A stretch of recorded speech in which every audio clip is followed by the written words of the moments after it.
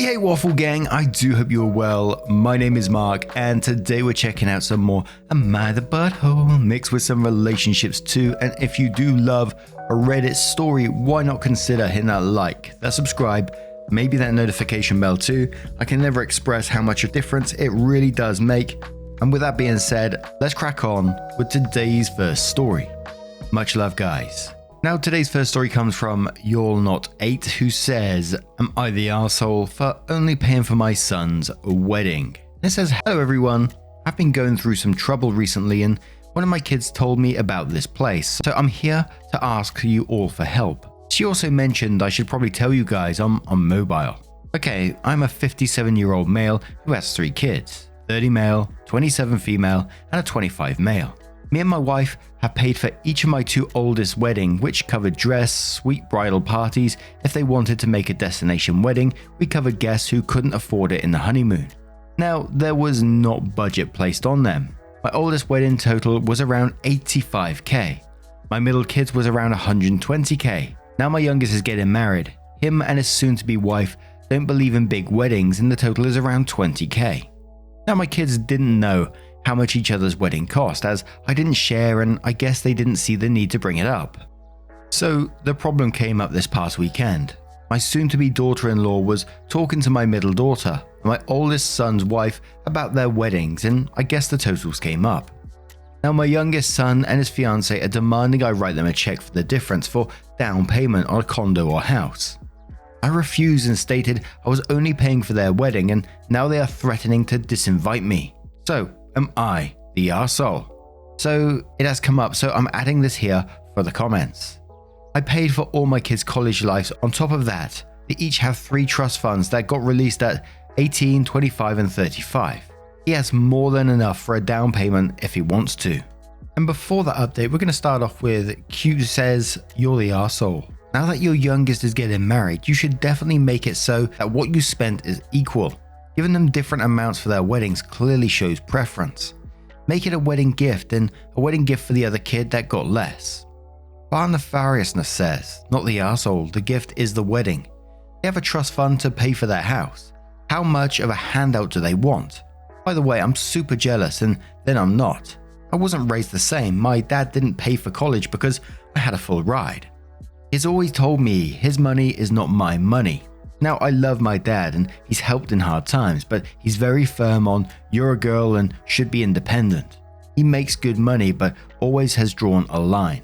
I can go to him for help but not to fund my lifestyle. So glad I was raised that way because Reddit shows some entitled children. Dream Chanter says not the arsehole, you've done everything from a financial point of view to set them up for success. No debt for college, a trust fund and paying for their wedding. It is an unfortunate situation sadly, as you have indeed treated them equally. You paid for the wedding they wanted to have. No restrictions, no rules that hinder them and no strings attached. In these types of cases, I think a set amount set up from the start would have been easier to handle. But you really let them have their dream wedding. They have trust funds, I'm not sure where this greed is coming from to be fully honest. Beanie says that you're the arsehole. Should have set the same budget for all 3. How do you not see it coming that this is going to cause trouble? Shake my head. Fire to the Tree says not the arsehole. This is a bit of a hard one. I'm kinda curious. If he had come to you ahead of time kindly and asked about that, would you have done anything differently? OP replies saying, I probably would have convinced him to go a bit harder on his own wedding, but I probably still wouldn't have given him a down payment. And one more from the Grand Skeptic who says, going against the flow here since I was in a similar situation. You're the arsehole. I want to preface this by saying that you've provided plenty more than enough for all of your children, and they should be very grateful. The reason I went with, it says not the arsehole, but I'm sure it means you're the arsehole, is because it is not fair at all. I know your intentions was not to discriminate amongst your children.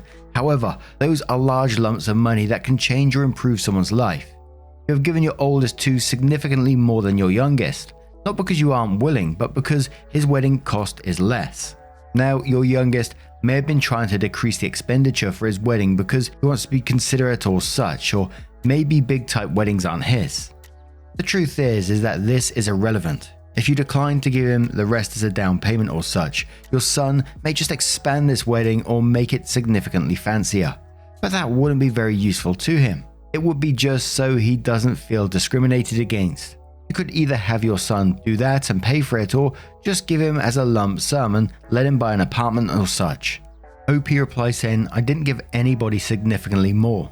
My two oldest gave me bills and I paid them, just like my youngest. Nobody had a limit, everybody was allowed to go out, and those are the three amounts that I got stuck with paying.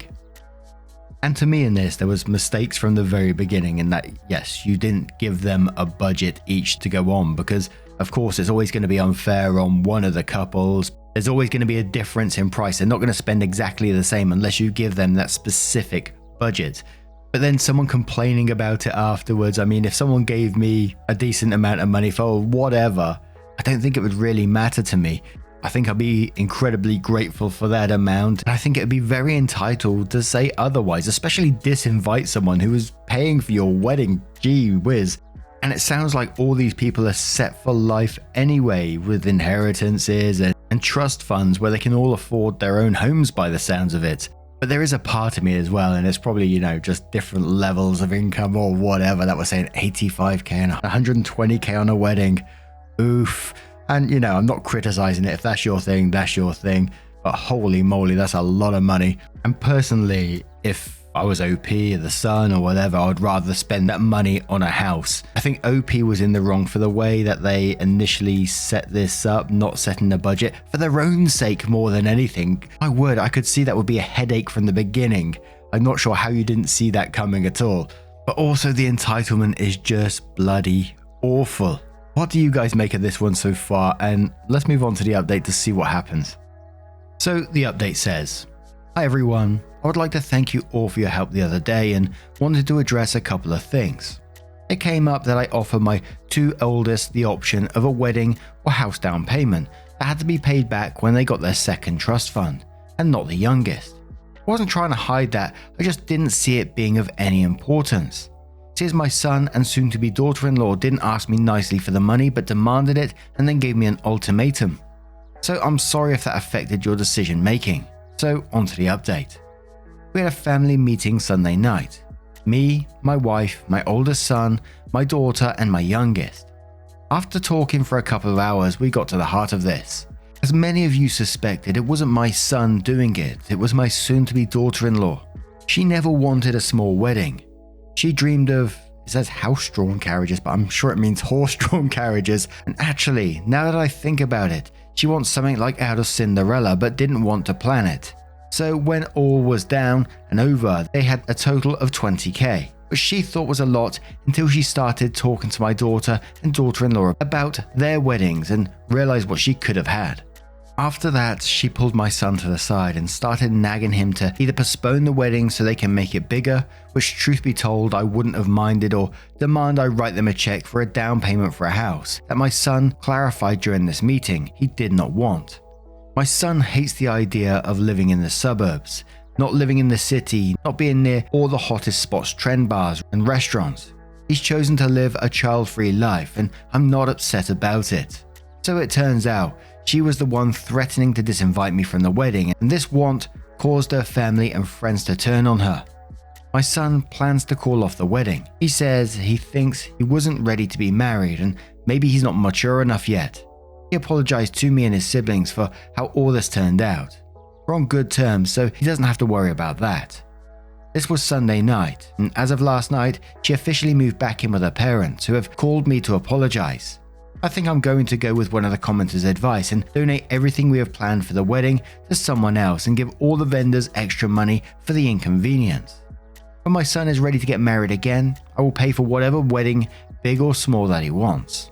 So that's the update, and thank you all again. And our next story comes from Rich Butterscotch 850, who says, am I the arsehole for cancelling the Airbnb and leaving sister-in-law basically stranded after she brought her dog? I booked an Airbnb retreat for me, my husband, my sister-in-law and her husband about 4 months ago. The Airbnb was not dog friendly and I made that perfectly clear. As my sister-in-law thinks her dog should be welcomed everywhere, no matter the cost. She said she would find a dog sitter and I had no reason to question it. The Airbnb was out of state, about 15 hours away, on a really nice beach in Tampa. My husband and I flew down, and my sister-in-law insisted on driving, so she left roughly 24 hours prior to our flight. She said it was cheaper to drive than it was to fly. When my husband and I arrived, my sister-in-law and her husband were already sitting in the driveway.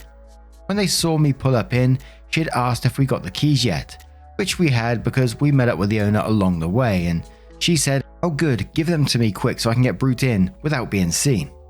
I just stopped dead in my tracks and was like, "Are you fucking kidding me right now?"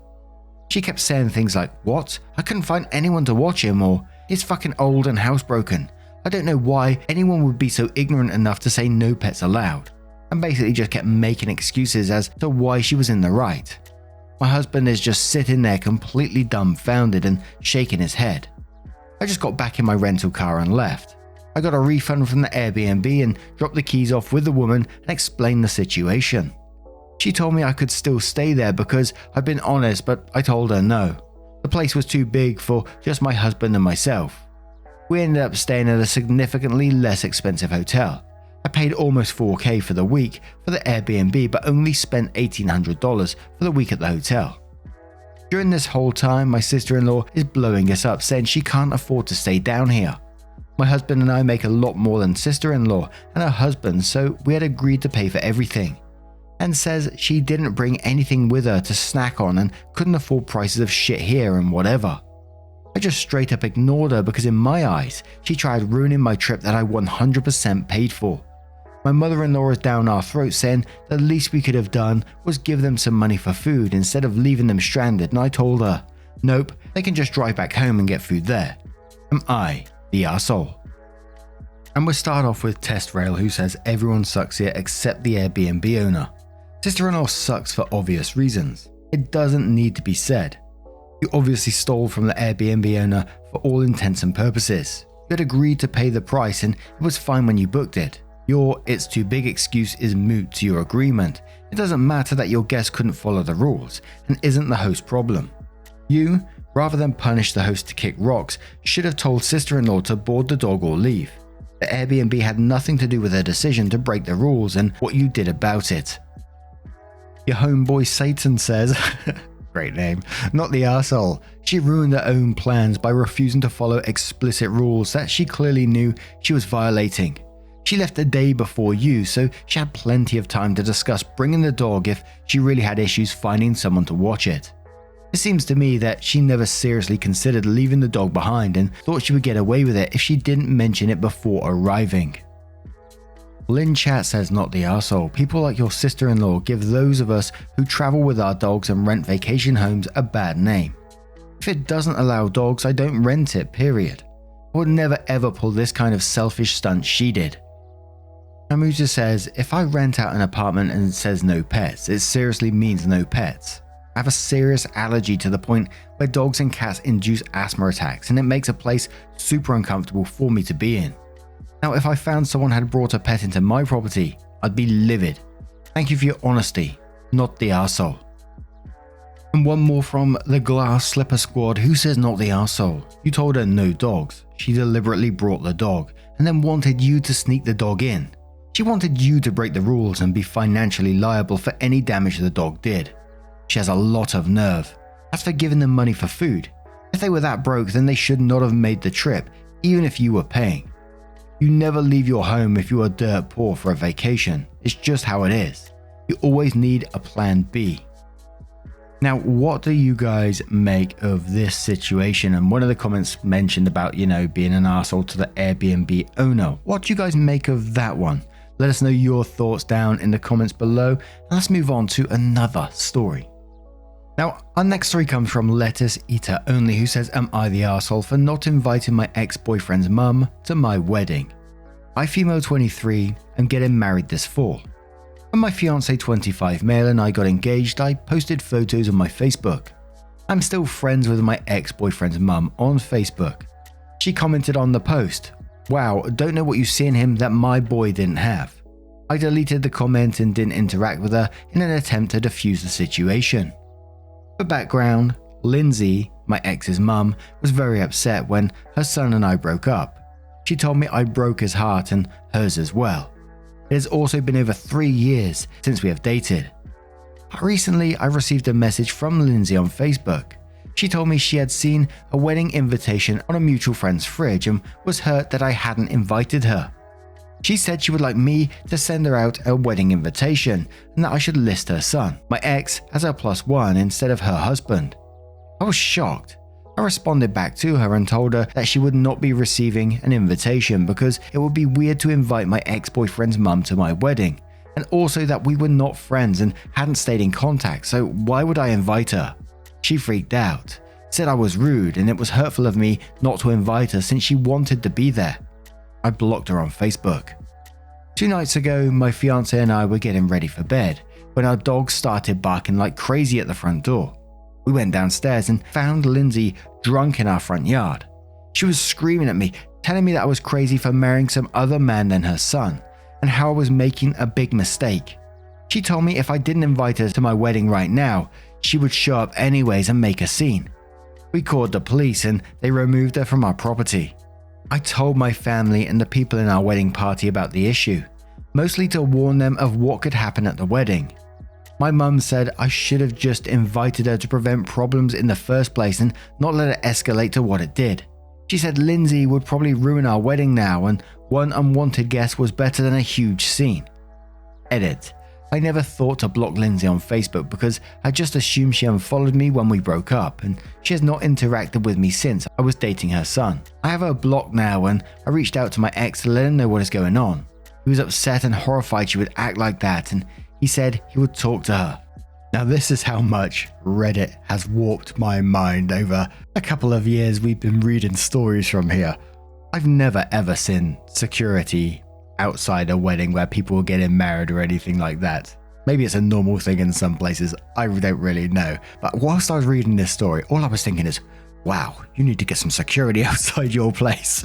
Because she's going to show up and cause an absolute scene regardless. And your mum was absolutely in the wrong. Invite her anyway to prevent problems in the first place. She's already causing major issues and yes, of course she's going to cause a scene at your wedding. Why does she want to be there? Picture the scene with me, guys. Imagine the wedding vows are being said, the couple stood at the front and, ex's mum sat over to the left somewhere, hidden in the shadows. And then the person running the ceremony says, does anyone have any objections? Speak now or forever hold your peace. And suddenly she bursts out of nowhere. You should marry my son. This guy is no good for you. Look at him. So yes, that's why your mum is totally wrong. Of course, she's turning up to cause a scene for you. She's turning up at your bloody house, knocking on the door, pissed up. You need a restraining order on this person, and this person completely out your life. But C Confection says not the arsehole at all. Decisions about who to invite to your wedding are up to you and your fiance, not your mum and definitely not Lindsay. You're correct to warn your family and the wedding party. The woman is nuts. Block her on Facebook and any other social media. With luck, she won't show up at your wedding. However, be prepared to call the police again if she does. Either way, enjoy the wedding. Best wishes to you and your fiance. Jammy says not the arsehole. I think you'd be a huge arsehole to yourself if you did invite her. She obviously had some hope that you'd take one look at her son and believe you were marrying the wrong man. Exes really shouldn't be at your wedding unless they are there to supervise children you shared together, and not angling in any way to be in your life romantically anymore, in my opinion. I wouldn't want any of my husband's exes to be invited to our wedding when we got married. It's disrespectful to the person you are marrying. And Substantial Date 38 says not the arsehole, lol. Speaking of not being able to move on, ex's mum. I'm on good terms with my ex and his wife. He met her and since married after we broke up. I helped organise the wedding too. His mum was visibly upset at such a switcheroo. Had the audacity to express it to his new wife too. Yikes, but I spoke to her in person and once she learned I was the one who didn't want the relationship and it wasn't his fuck up. Whatever helps, lol. Everyone comfortably moved on. Yeah, people feel a certain way but are usually able to work through it. And one more from Lady Ice Classic who says not the arsehole. How does your mother not think this woman and your ex would not cause a scene if they were invited? This lady showed up drunk at your home after minimal to no contact for 3 years. She has not accepted that you will not end up with her son. She would absolutely be one of those people who would dive at the cake or screech through your vows. Do not let her anywhere near your happy day. Now, what do you guys make of this situation? What would you say to the mum who said, invite her to not cause a scene?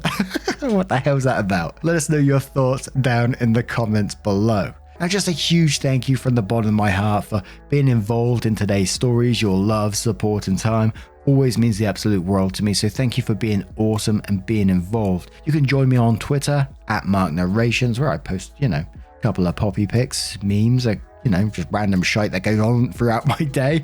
Or you can look at the podcast, mark-narrations.com. I show you all the podcasts that these stories are featured on, and you can select your favorite one from there. A huge thank you once again, and hopefully I will see you in the next one. Take care, guys. Much love. Wake up, get up, stretch my legs, eat some breakfast, milk and eggs, brush my teeth up, wash my face, throw my clothes on, start my day. Wake up, I can smell the smoke from the bacon.